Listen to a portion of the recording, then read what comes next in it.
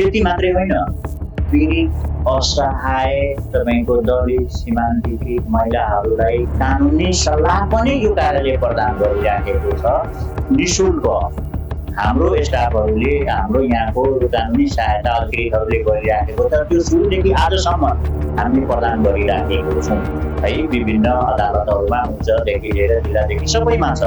यदि कुनै व्यक्तिले कुनै मुद्दा लड्नलाई उसँग पैसा छैन भने एउटा मैले भन्ने गरेको छु, न्यायालयमा न्याय पाउने विधि बन्या रहेछ, विधि सक्नु पहिला व्यक्ति स्वर्ग पुग्या रहेछ, न्यायालयमा न्याय पाउन पैसा तिर्या रहेछ, तारिक पछि आउँदा आउँदा सबको ऋण बढ्या रहेछ, ऋणको पैसा तिर्दा र तारिक पछि लिँदा मान्छेको घर आफू स्वयं बिक्रिने गरेको चाहिँ प्रश्न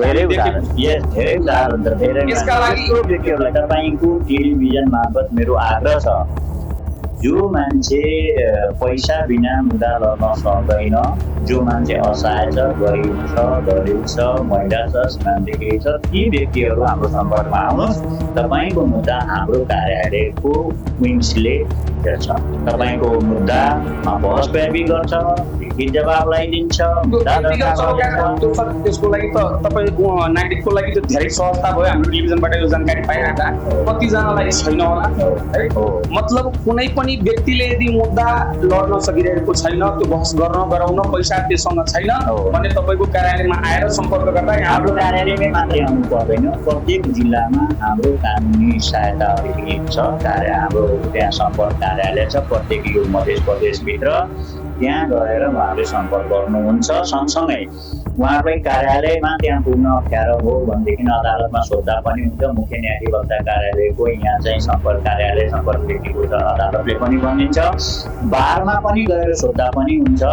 त्यो सँगसँगै मैले आइसकेपछि अदालतहरूसँग मेरो छलफल, मसँग पनि पैसा छैन, मलाई पनि एउटा मुद्दा लड्नु छ, सक्नुहुन्छ। हामी त्यो मुद्दाको माथि र विषय के छ त्यो तपाईँले प्रश्न गर्नु। त्यो त भयो, ठिक छ। म तपाईँलाई जानकारी गराउँ, हाम्रो पिपरा गाउँपालिका मेरो घर छ, त्यहाँ सडक अतिक्रमणको समस्याले गर्दा म ग्रसित छु।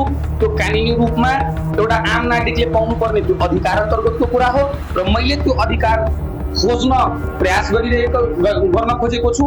त्यो खोज्ने प्रयासमा मसँग यति पैसा छैन सर कि म त्यो मुद्दा गरेर लड्न सक्छु। तपाईँ के गरेर आउनुहोस्, तपाईँ सबै त्यो भन्नुभएको जस्तै त्यो सबै फोटो सबै लिएर आउनुहोस्। हाम्रो कार्यालयले हेर्छ। यस्ता धेरै तपाईँ हामीले यसमा सफलता पाउँछौँ। अब त्यो त न्यायपालिकाको कुरा हो। न्यायपालिका तपाईँलाई त्यो थाहा छैन सर, न्यायालय न्यायपालिकाले कानुनले यसले यो अधिकार दिएको छ र यो कसैलाई छुट छैन कि बाटोमा यसो गर्न पाइन्छ, बाटो अतिक्रमण गर्न पाइन्छ, बाटोमा गाई भैँसी लगायतका विभिन्न कुराहरू बाँध्न पाइन्छ। तर त्यहाँ गएर भन्दाखेरि गाली सुन्न बाहेक अरू केही पाइँदैन र मसँग त लाठी पनि छैन सर कि म गएर लड्छु र पैसा पनि छैन। हो, त्यो तपाईँले भनेको कुरामा एउटा त्यो हो। अर्को प्रदेश सरकारले पनि मेरो समस्याको समाधान कसरी हुन्छ मात्रै होइन, हामी पनि त्यही प्रदेशको जनता छौँ। हामी बाटोमा गाई बस्तुहरू बाँधेको हेर्छौँ, फेरि एक्सिडेन्टहरू गराएको हुन्छ।